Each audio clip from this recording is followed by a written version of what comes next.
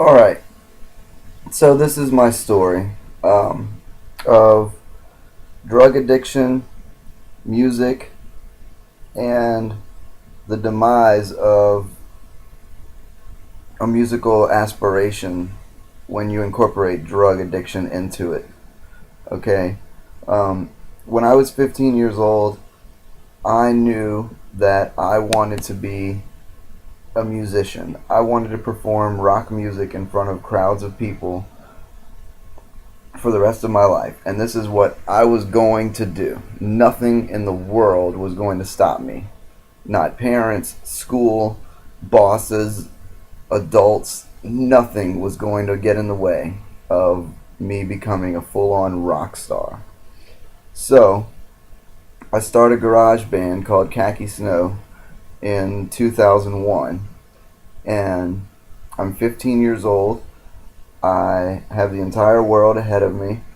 And we're playing shows in front of people, and people know who we are, and they're coming to the shows and paying money to see me play songs that I wrote in class, right?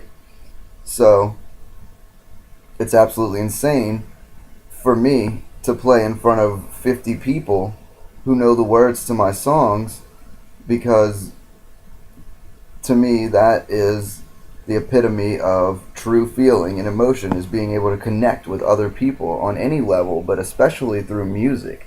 So, you know, I search for a way to enhance this connection by, using drugs, drinking alcohol, um, partying nonstop before and after any performance. Um, the goal was to get annihilated, to become as fucked up as I could possibly be by the end of the night, and have a story to tell tomorrow that I won't even remember. I'll have to have other people piece together the night because I lived my life last night. That was the goal. By 16 years old, I'm going to AA meetings, a full blown alcoholic, because I think my parents found out that me and a buddy of mine, Adam, also in Khaki Snow, were getting drunk before school and getting high before school. So our parents, or I don't know if his did, but my parents made me go to AA meetings with my brother, and it was just a big joke. We would get high before the meetings and get drunk after the meetings, and sometimes get stoned during the meetings. Go outside and burn one real quick. And that's just the way it was. We didn't give a fuck about anything that anyone had to say, because drugs and alcohol weren't going to get in the way of becoming a rock star. All rock stars use drugs and alcohol. That's the fuel, right? That's how it happens. Well, um, you know, the years go by, 17, 18, 19. My band starts to fall apart. The songs get shittier. There's animosity between the band members because all we want to do is get fucked up, but some members do and some members don't, and they want to take the music more seriously. We want to take the drugs more seriously. You know, at this point, acid, pills, cocaine, everything you can imagine is being incorporated into this mix of getting fucked up.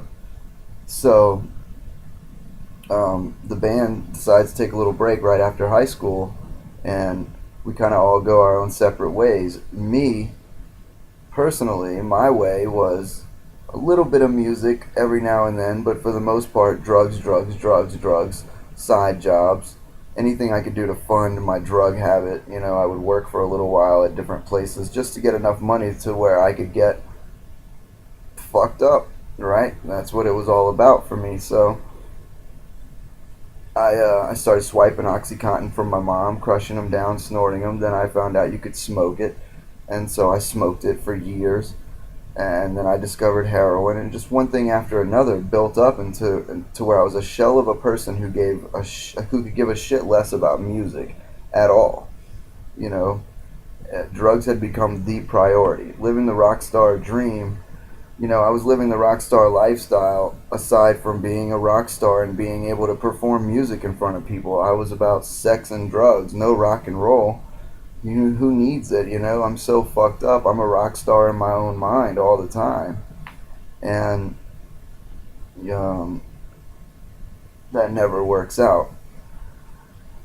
So the band decides to get back together, and this is a tough spot for me because I want to devote all of my time and all of my energy into this music and being able to reconnect with my band members, our fans, if we had any. At this point, we probably didn't have any, but I would like to make more. If I could just kick the fucking drugs for a second, but I can't.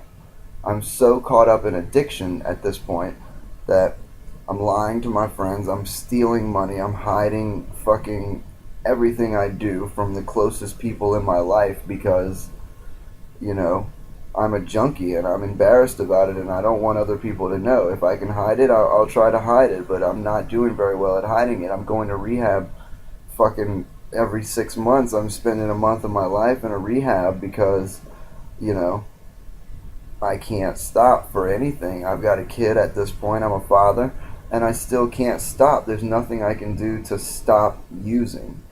And I lost my best friend to this addiction. My best friend in the world that I've ever had. My brother, the guy who taught me everything I know about everything. You know, he passed away with a needle in his arm. And what do I do that night? I try to shoot up 10 times as much dope as he's ever done to try and kill myself because I just feel like it's a never-ending battle and there's no way out. My band plays a memorial show. Khaki Snow plays a memorial show for my friend at the Spanish Moon in Baton Rouge, and the outcome was amazing. The crowd reaction, the camaraderie, the people, you know, all there for him, but they were there for us. They were there for the magic of music, and it was a great feeling, but it wasn't enough to get me off of drugs and want to continue doing the music thing. So once again, I quit the band, and I had 2 more stints in rehab before I could get my priorities straight and decide what was really most important to me. Do I want to be a father who's a loyal friend who can play music with anyone and everyone and actually want to and have these people want to, or do I just throw in the towel and just let the drugs kill me? And this last run was awful. I joined another band that consisted of mostly the same members of Khaki Snow, people that had been a part of Khaki Snow here and there, and just other guys, great musicians, and I really want it this time. So I went to rehab again. I stayed there for a few weeks. I got my mind where I need to have my mind, and here I am. I'm 27 years old. I'm a month clean today, and I want this more than anything. I want to write music with these guys and play it successfully and have a great time doing it and stay clean and sober and be the father that I'm supposed to be. So all I can say is, with one day at a time, this is what I'm aiming for, and this is what I can only hope happens. And this is my story in a nutshell. So thank you for listening.